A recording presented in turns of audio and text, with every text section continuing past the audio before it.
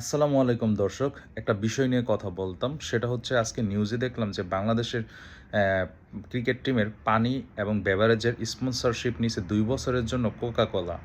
তো বাংলাদেশের অবস্থা হইছে এরকম, মানে আমরা টাকার জন্য যেকোনো কিছুই করতে পারি। কেন? অন্য পানি নেওয়া যাইত না? ফ্রেশ পানি বা অন্য যেই কোম্পানিগুলো আছে ওদের সাথে ওদের সাথে করা যেত না? না, হয়তোবা ওগুলাতে একটু টাকা কম দিত, এটাতে একটু টাকা বেশি।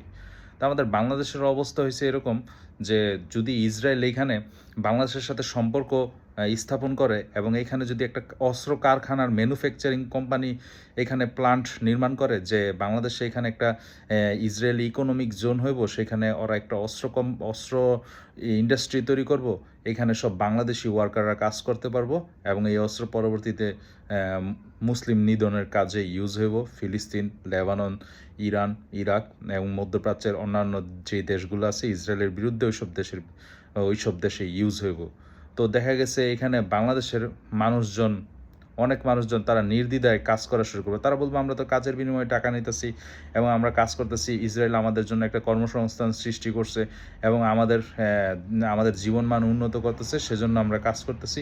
এবং তারা আবার এই কোম্পানিতে জব করব এবং এই কোম্পানিতে জব করবে এবং এইখান থেকে টাকা উপার্জন করবে, তারা নামাজ পড়বে এবং তারা হজেও যাইব এবং আল্লাহর ইবাদত করব। তো এই হইতেছে আমাদের অবস্থা।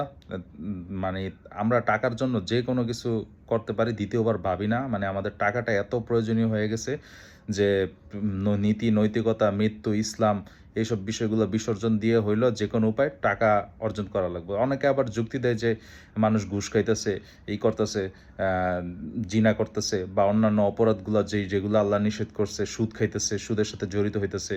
সো অন্যান্য অপরাধ যেহেতু করতেছে, তাহলে এগুলাও করা যাবে। মানে আরেকটা অপরাধ দিয়ে আপনি একটা অপরাধকে আরেকটা অপরাধের দিয়া মানে হালকা করে নিলেন। তো আমাদের অবস্থা হচ্ছে এরকম, খুবই সত্যি মানে জিনিসটা হতাশাজনক এইসব বিষয়গুলা দেইখা, যে এখন জিনিসগুলো আসলে নরমালাইজেশন করা হয়ে যেতেছে, নরমালাইজ হয়ে যেতেছে মানুষ। ওই যে একটা জিনিস উঠে, এখন আমরা ফিলিস্তিনিদের এই মানে জীবন নেওয়াটা, এটা আমরা নিত্য নৈমিত্তিক একটা ঘটনার সাথে পরিচিত হয়ে গেছে, যেটা এখন লেবাননেও হইতেছে। তা আমরা বিষয়গুলোকে নরমালাইজ করে লাইছি। আমাদের যে ভিতরের চেতনা, ইসলামী চেতনা, সেই চেতনাটা আস্তে আস্তে মারা যেতেছে ভেতর থেকে। আমরা এইসব জিনিসগুলো তখন বলে যে এই যে আপনি যেই প্ল্যাটফর্মে কথা বলতেছেন বা আপনি যেই মোবাইলটা ইউজ করতেছেন, এটাও তো তাদের। আরে ভাই, যেটার অপশন নাই সেটার তো ইউজ করা যেতে পারে, কিন্তু যেটার অপশন আছে সেটা আপনি ইউজ করেন। সেটা দিয়ে আপনি অন্ততপক্ষে ওদের বিরুদ্ধে অবস্থান নিছেন, যে সেই বিষয়টা ক্লিয়ার করেন। তো এটা আসলে অ্যাজ এ মুসলিম জাতি হিসাবে এটা দুঃখজনক বন্ধুরা। সো এই জন্য এটা নিয়ে কথা বলা, যে আমাদের কত পানীয় আছে, কত দেশীয় কোম্পানি আছে।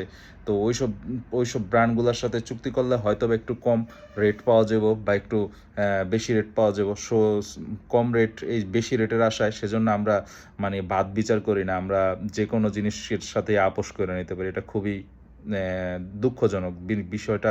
যদি সত্যি হয়ে থাকে, এটা আসলেই দুঃখজনক। যদিও দেখি যে প্রেস কনফারেন্সে তারা এই যে কোকাকোলা পানীয়র বোতলে এগুলা রাখে। এবং আমাদের অনেক হোটেলগুলোতেও বন্ধুরা, এর আগের বারও আমি বলছিলাম, হোটেল বা রেস্টুরেন্টগুলোতে দেখবেন তারা হয়তো বা এটাতে একটুখানি বেশি লাভ পায় আর অন্যটাতে যে লাভ পায় না এরকম না। একটু বেশির জন্য, দুইটার মধ্যে একটু পার্থক্যের জন্য তারা কত সহজে আপোষ করে নেয় বন্ধুরা।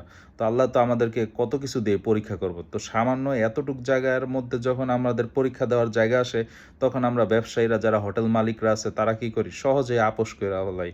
তো বন্ধুরা, আমরা মানে এত সহজে আপোষ করে ফেলাই কেন? যেসব জায়গাগুলোতে আমাদের ইমানের পরিচয় দিতে হইব, ওই জায়গাগুলোতে আমরা খুব সহজে আপোষ করে ফেলাইতেছি। এটা আসলে অ্যাজ এ মুসলিম হিসাবে মানে হতাশাজনক বন্ধুরা। ধন্যবাদ, ভালো থাকবেন।